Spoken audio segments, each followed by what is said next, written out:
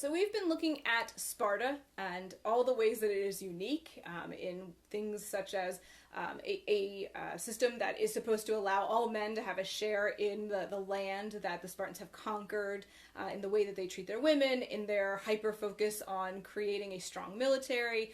There's a lot of ways in which Sparta is very unlike other Greek city-states. And one of the other big ways that they are different is in their government. So the typical government in the Archaic period, as we know, is just a straight-up aristocracy, where a group of wealthy families controls the magistracies and the council that run the city. But in Sparta, it's a bit more complex, and it has elements that include things that seem democratic, things that seem more aristocratic, and things that seem like a monarchy. And so it is this strange mixture. So let's talk about the different positions of the Spartan government. There's kind of four major bodies. First up, they have kings. Not one king. They have dual kings. At any given point in time, Sparta will have two kings. And in fact, they have two royal families, the Agiads and the Eurypontids.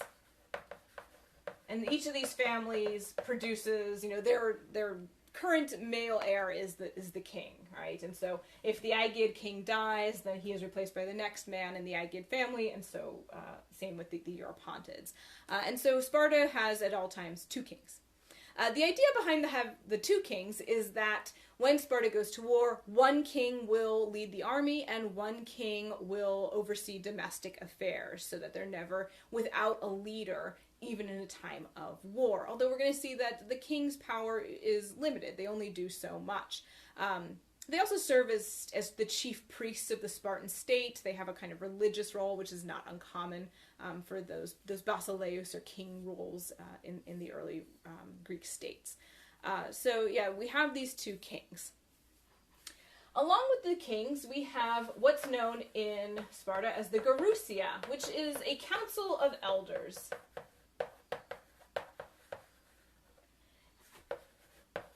The Gerousia has 30 men on it, right? This includes both kings, so it's two kings plus 28 others.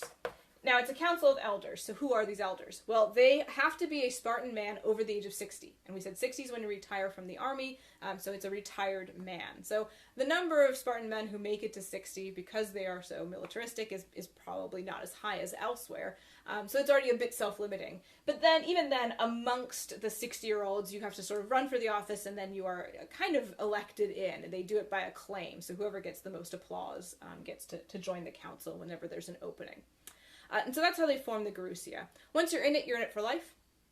And the Gerousia does a lot of legislative functions. They are the ones that propose laws that will be voted on by the popular assembly. They also form a court for some of the major crimes, right? If someone's accused of homicide or treason, which are considered some of the most serious crimes, they will oversee that. But generally they have a sort of legislative function of creating bills and policy for the state. All right. Next up are the ephors. Okay, the ephors are a sort of board of magistrates. It's 5 men. They are elected annually, right? And they have a number of jobs in the state. One thing that they do is they supervise the king. Well, the kings, I should say. If the king show bad behavior, they can actually charge them with various with crimes, essentially, and they can have them deposed. And if a king is deposed, then the next person in that family just becomes king. They can't get rid of kings altogether, but they can depose bad kings, to the point where, like, if a king goes out on military service to lead a campaign, 2 ephors go with him to keep an eye on him to make sure there's no issues there. When the Gerousia meets, or the public assembly, they preside over it, they present the business, they call for the votes, all that kind of stuff. Foreign embassies, right? If another polis wants to come and talk to Sparta about something, it's the ephors that deal with that. They also have some judicial oversight over certain trial proceedings.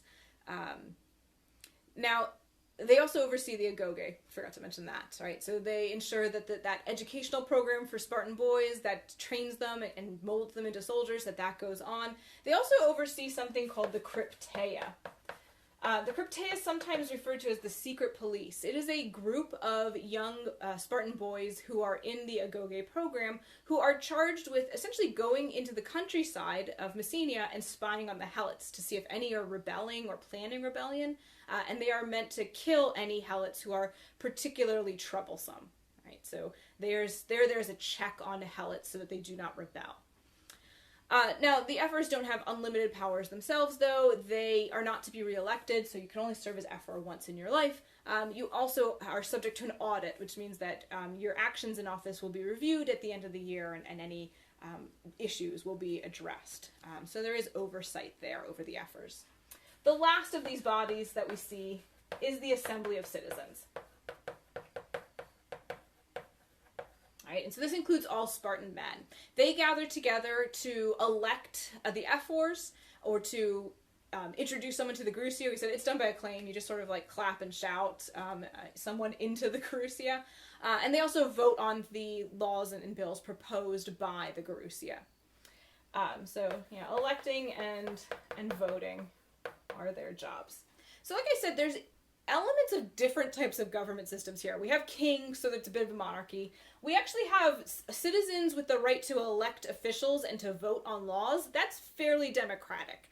And then we also have like a Gerousia of elders, and that there's an aristocratic feel to that. And not only that, but we know citizenship is very limited in Sparta. It's just men who live in Sparta. It's not any of the Helots or the perioiki. And so in that sense, it's very aristocratic. It's only these elite families.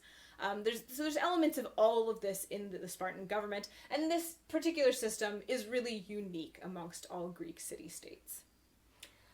Okay, the last thing I want to mention is something called the Peloponnesian League.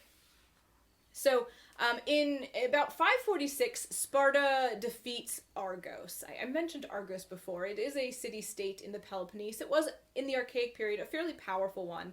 We saw that it defeated Sparta a little bit earlier, and that kind of kicked off the Second Messenian War. But by 546, Sparta has managed to pretty firmly defeat Argos. And with that, Sparta can claim a position as the most powerful state in Greece, right? It is the most powerful polis. It has more land. It has the strongest army, right, by far, compared to every other city-state in Greece. And what it does is it strengthens its position even further through a series of military alliances throughout the Peloponnese. Okay, so with all these other places in the Peloponnese, right? So this is many other city-states that are scattered throughout the Peloponnese. It forms these alliances, and with these alliances, it creates what's known as the Peloponnesian League.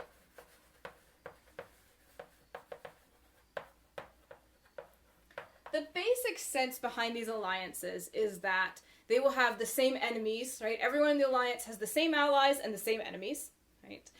And that if someone goes to war, the others will support them.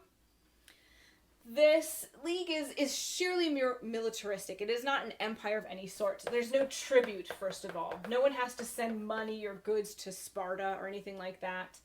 There's actually also a kind of a government for the Peloponnesian League. It's run by by two councils. One council is all Spartans, all representatives from Sparta, and then the other council is made up of representatives from the rest of the members of the Peloponnesian League. And each of those councils gets one vote when they are trying to decide on what to do, right? If they are going to go to war somewhere or something like that, each of them gets a vote, which seems perhaps a bit ineffective because you can't really decide anything if they split. But this is the way it works, and probably they followed Sparta's lead because Sparta's big and powerful and threatening, frankly. There is the condition, though, that when they go on these military expeditions, Sparta always provides the leaders. All right? It provides the commanders and the military leadership for any expedition or any campaign that the Peloponnesian League enters in on.